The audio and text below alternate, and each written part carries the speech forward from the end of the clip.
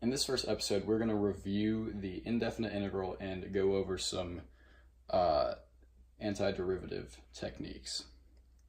So for this function, y equals 2x, evaluated on the interval from 0 to 1, the definite integral is this area that lies between the function and the x-axis. Now, in order to calculate that area, we could either use geometry to say that this is 1 by 2, and the area for a triangle is 1/2 the base times height, and that equals 1. Or you can use the power rule with the antiderivative in order to evaluate for the area. When evaluating for this area, the integral from 0 to 1 of 2x with respect to x will equal, we know it's going to equal 1, and the way we find the antiderivative is with the power rule, where it's the opposite of when solving for the derivative, where you add 1 to the power and divide by the new exponent. So you have x plus 1, which equals 2, and 2 divided by 2 is 1. So you have x squared evaluated on 0 to 1.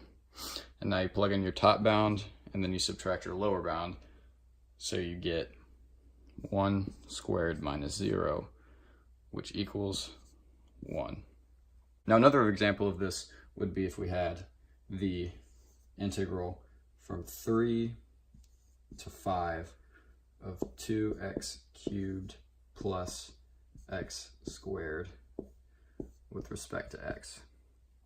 Now, if we do the same thing where we add 1 to the exponent and divide by that new exponent, we get 2 over 4, which is 1/2 x to the 4th, plus 2 plus 1 is 3, so 1/3 x cubed, and this is evaluated on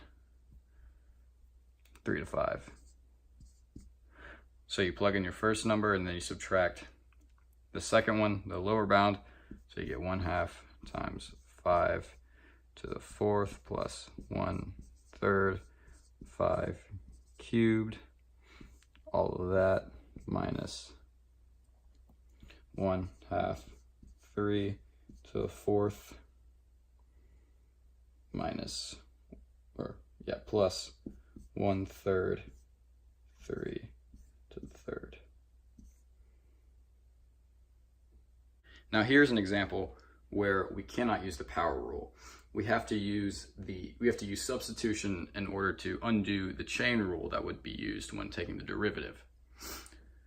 Now to undo the chain rule, we use substitution, and substitution can only be used if you have a function derivative pair. And you can see that we do have a function derivative pair because inside of our sign, nested inside of sign, is 2x, which is our function, and the derivative is 2. Now, in order to anti-differentiate, we set u equal to 2x. This is our nested function. The derivative of u would equal 2 dx. Now, when we rewrite this in terms of u, it would equal the integral from sine of u with respect to u. Now, we know that the antiderivative of sine is going to be negative cosine because the derivative of negative cosine is sine. So that equals negative cosine of u.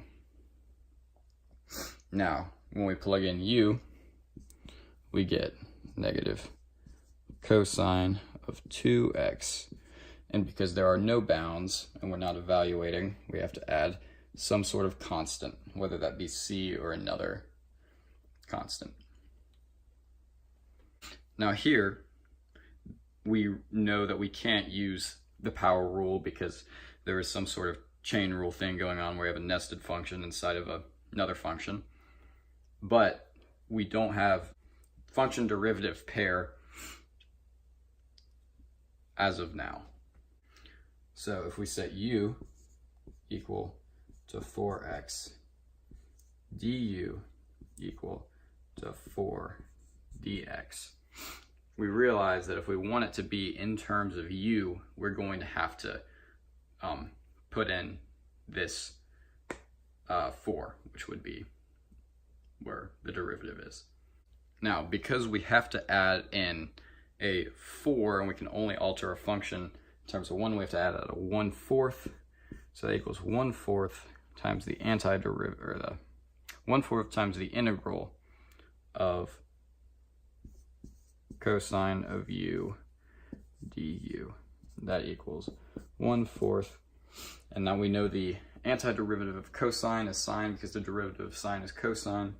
So 1/4 sine u, and that becomes 1/4 sine of 4x plus c, because again, we don't have bounds and we have to have some sort of constant, so we know where the starting point is.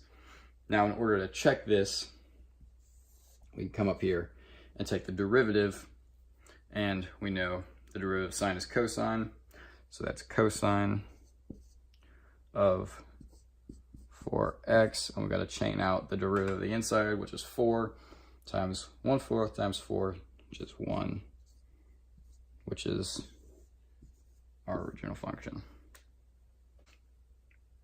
Now here is a problem to solve. See if you can solve this on your own, and then the answer will display shortly.